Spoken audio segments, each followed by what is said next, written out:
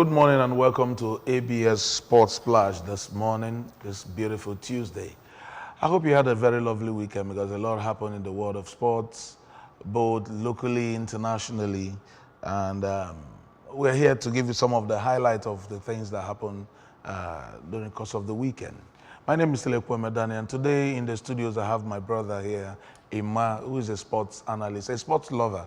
I think you're a Man U fan.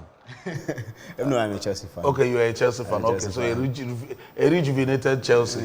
Okay, so you're welcome to ABS Sports Splash this morning. Thank you. All right, let's go straight to some of the stories that made up the headline. As Super Eagles prepare for the friendly match against Saudi Arabia and Mozambique, Ibuehi and Sadiq replaces the injured Aino and Taiwo Awoniyi. Now, Sadiq took a longer period of 8 months after having actually tenders, and now he's back to his new club then, Real Sociedad, and now back in the Super Eagles fold. Chigozie Awazim has been sidelined all the while, but thank God he is back. Okay, we've not talked about Chigozie Awazim. Let's talk about Ibuehi, who plays for Empoli in Italy, and Sadiq.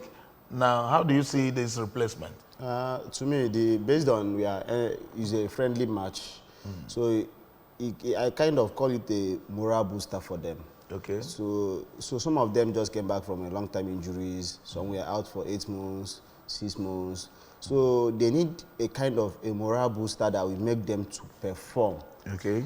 So although they are already performing in their respective clubs, but in terms of the national team, it has been a while they featured for the Super Eagles of Nigeria. So they give them they will give them that space. Awoniyi just picked up an injury, so I don't think it's that serious though.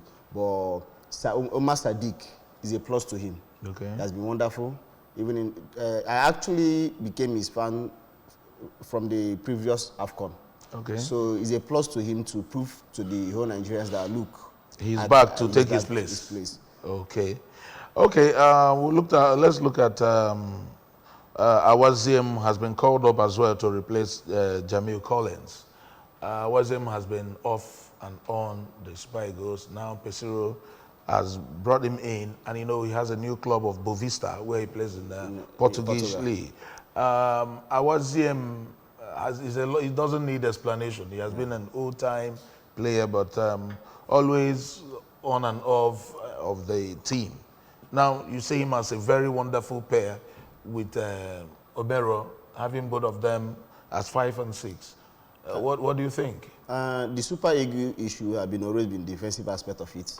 And then we can say a little bit of midfield, because we have one of the best attackers in the whole world. When you mention Victor Osimhen, you mention Victor Boniface, you mention Sadiq Kumar, you mention so many of them are Awoniyi. Talk about Iheanacho. So it will be them. But when it comes to the defensive aspect of it, we lag.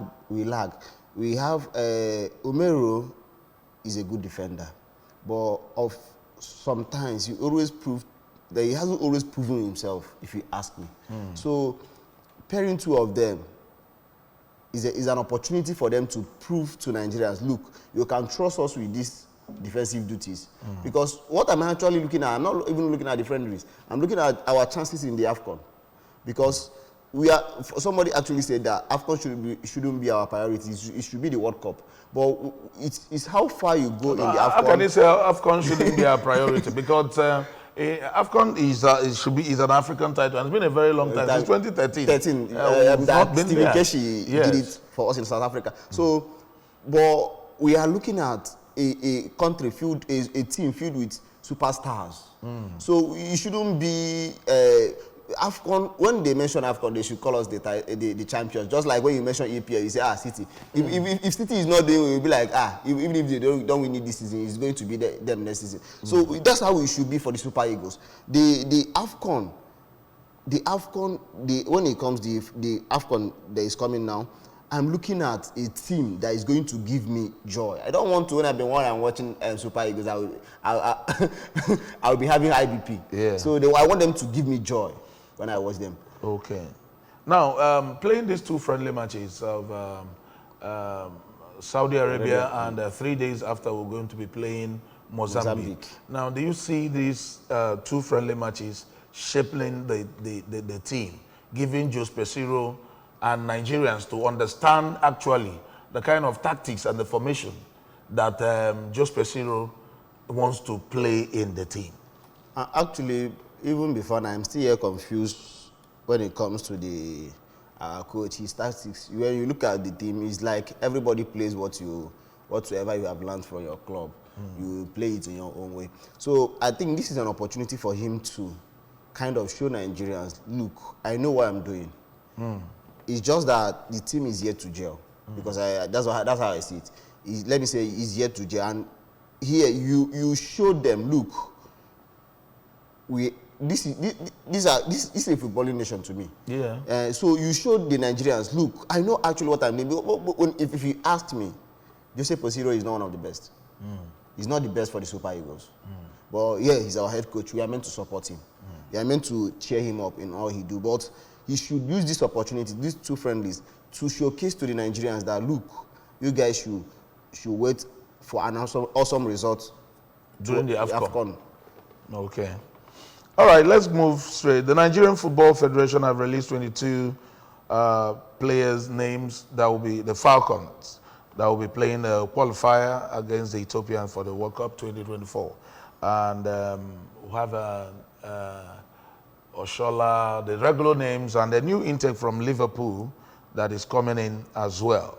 Now, Wardrum continues as the Super Falcons coach.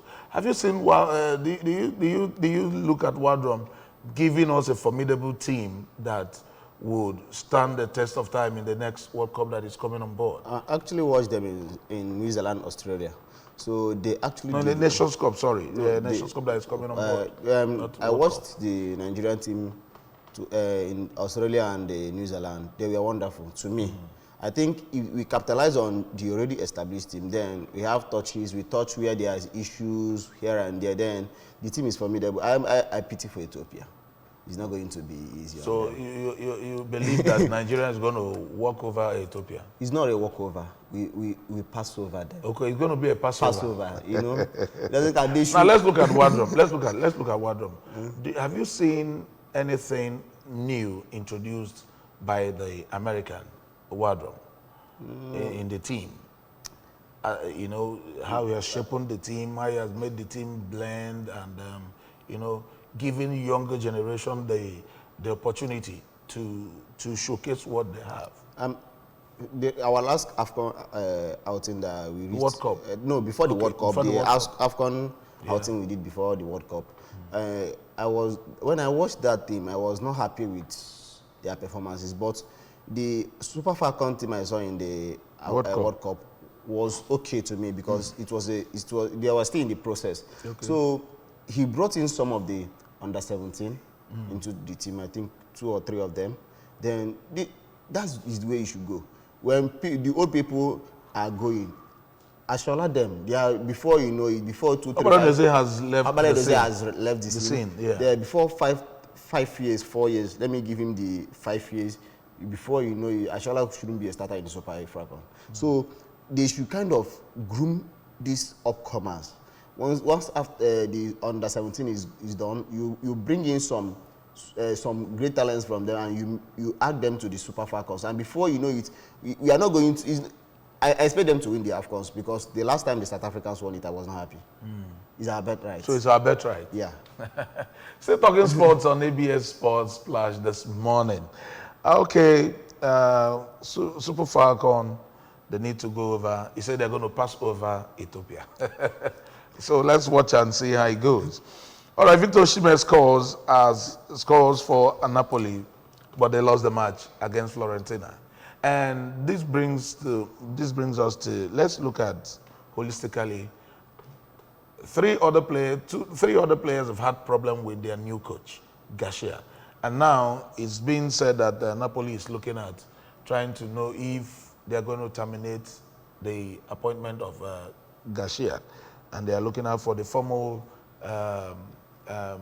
Marcel coach, who they think is better than understand this. Now, what do you think is the problem between the players and the coach of Napoli?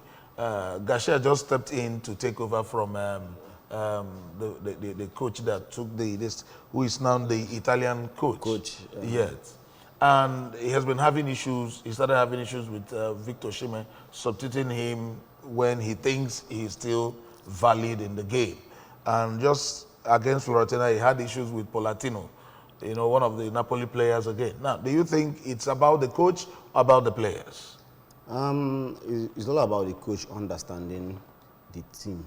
For now, they just they just won the Italian Serie A last season, and most of them feels that they are champions. And you know, it's not always easy to manage a team of champions. You have to be intellectually sound for you to manage them, because some of them will, just like when I always refer people to what Cristiano Ronaldo said about Ole Solskjaer when he was interviewed about Man United. He said that Solskjaer, when it comes to a critical match, Solskjaer, instead of Solskjaer to tell you what to do tactically, he always presents to you a 1996 video of how they did a comeback. Okay. And some players like Ronaldo, who have gone far and wide, knows that this is not how you win match. You're just motivating us. But apart from motivation, what again are you offering us? You are meant to offer us the tactics that okay, this is the first half. Look, these people outplayed us here. These people outplayed us there. Why don't we do this and do that, and we can overcome them? So that's the issue. When it comes to the Napoli team, they just won a trophy for his I think 30 something years or so. Yes. So when 38 years. 38 years. So when they play, they felt like, look, we have done this before. We are big players. We know what we are doing. But when the coach utters, but that's why it takes time to adjust and do everything. But you are not meant to apply kind of force to them. I have seen Pep Guardiola shout on Kevin De Bruyne, and he shouts back. But he knows how he handles such a situation after the incident.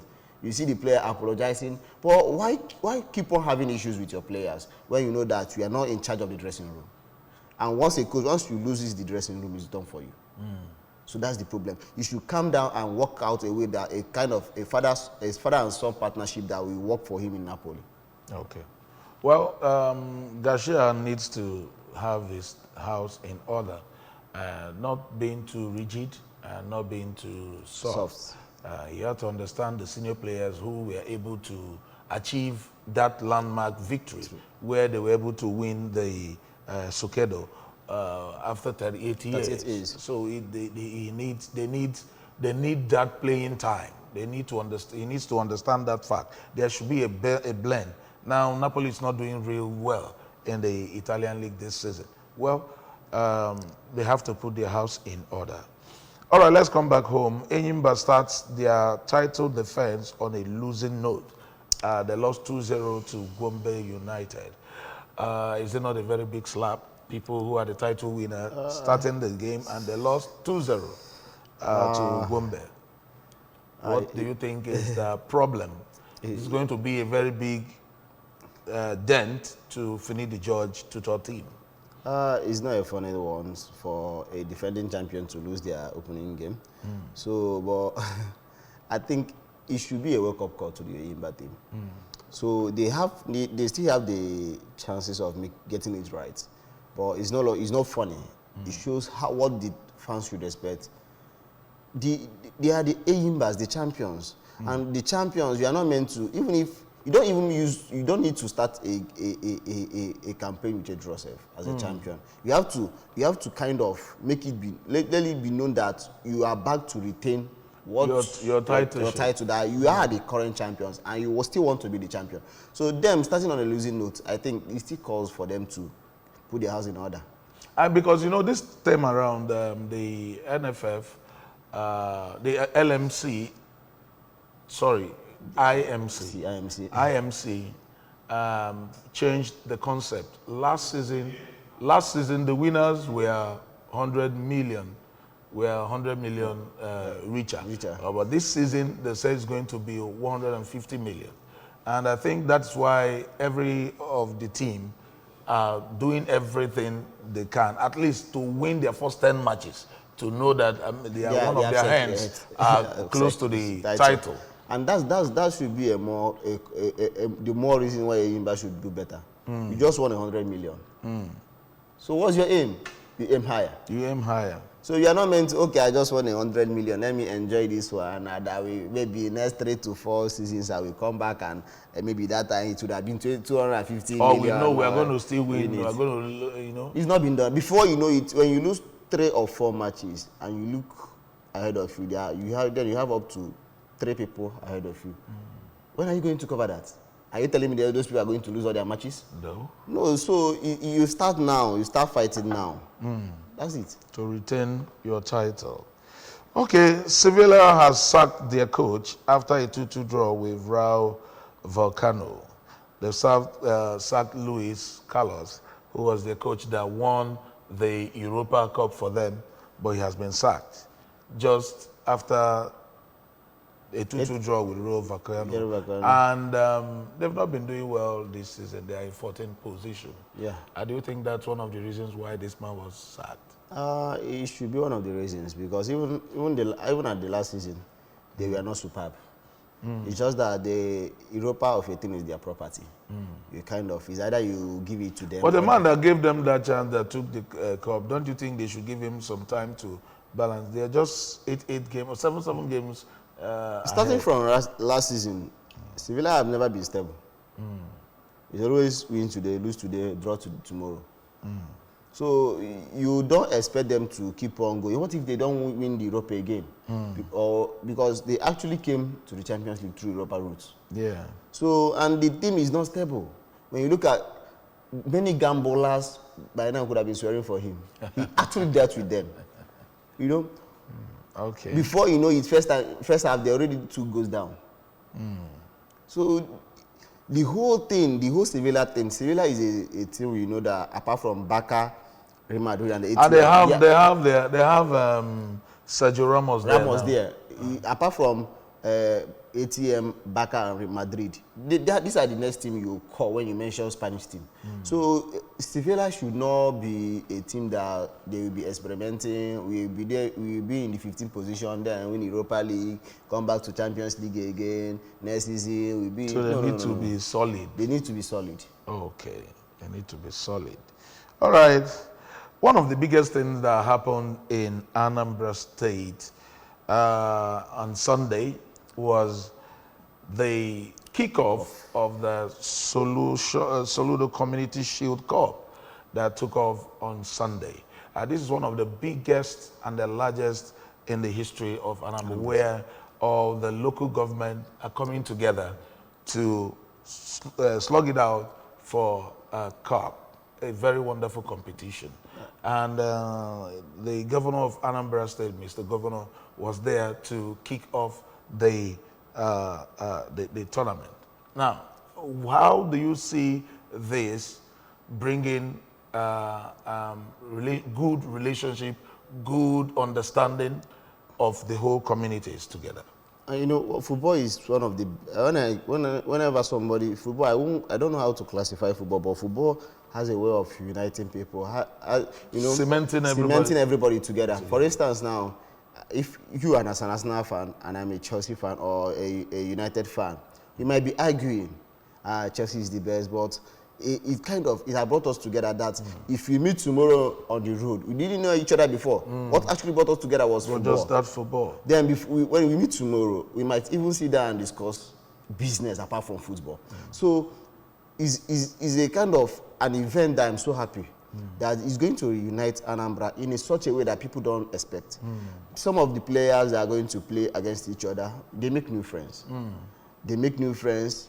They meet and new this should be a vehicle for people, for young players who have no somebody to push them off, to fund them. So and this is a platform for them. To go for, okay, when we were in secondary school, if I can remember, we have what we call principal cups and then the shell cup. Some people grabbed that opportunity and they went far in life. So it's a kind of a wake-up call for all. If your team is playing, go there, cheer them up.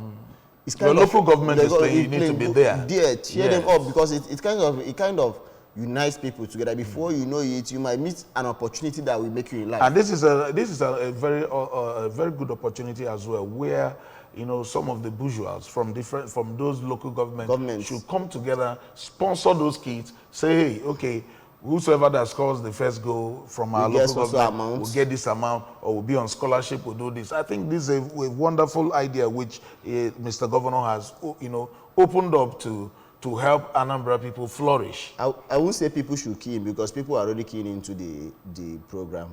And to me, it shouldn't be the last one. It shouldn't be the first and last. There should be more and more and more and more of this. This is an opportunity for us to train a professional refs. Good. Yeah, because I could remember some of the referees. For Nations Cup, we don't have any name.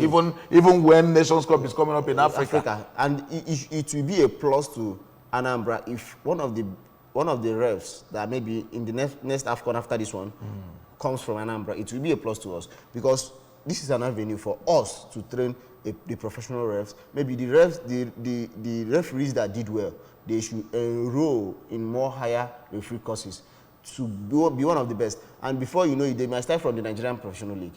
They start growing. Before you know it, they might go international. So it should be an avenue for everybody. It's an avenue for everybody. Okay. You could see Mr. Governor kicking off the tournament on Sunday. He also played football.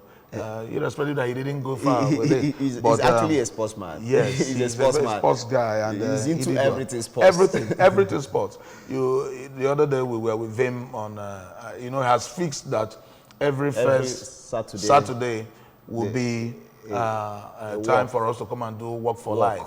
And these are things. This is how a governor having good relationship with the whole people he's governing. A healthy state is a wealthy state. It's a wealthy state, and that's his slogan. Yeah. And and his wife as well is doing healthy living. So that is to promote sports. That's the spirit of sportsmanship. To make sure that every nooks and cranny there is something that will engage the youth. Most especially, there's every nooks and cranny, something is really engaging the youth. Because if you neglect the youth, then you have issues. And that's what is happening in Anambra. And I also want to use this opportunity to appreciate the general, the chairman of Anambra Football Association, in the person of Chike Lulanosi, the ex-Super Eagles player. This man has been working round the clock to make sure that Anambra become a footballing state. Because he has the experience. He has the experience, and he's doing that, and he's bringing all the stakeholders together to make sure that this state becomes a footballing state. And also, I want to appreciate the President General of ASATU, whom this falls under his jurisdiction. The tournament. And he was an ex-player as well. He played football, even especially that he didn't go far. But he played football. And that's why they are calling him Ugu, also. So because he plays football, he's a great guy in it. He loves sports so much. Want to appreciate him, Barrister Titus Apudo. Yes, we want to appreciate you guys for making this a reality. And that's the beauty about having a governor that listens, having a governor that have the youths, that have these people in heart to make sure that everybody, the state is flourishing and is progressing. So I want to appreciate Ndi Anambra for having a chief servant that has come to change and to serve, to make the state lovable and livable. A prosperous Anambra, like he keeps saying. So I want to appreciate him for that. And this is where we're going to be drawing the curtain close on today's ABS Sports Splash today. I want to thank you for being part of this program this morning. Thank you. All right, thank you very much. My name is Tilekweme Daniel, and this is where we'll sign off from today. Thank you.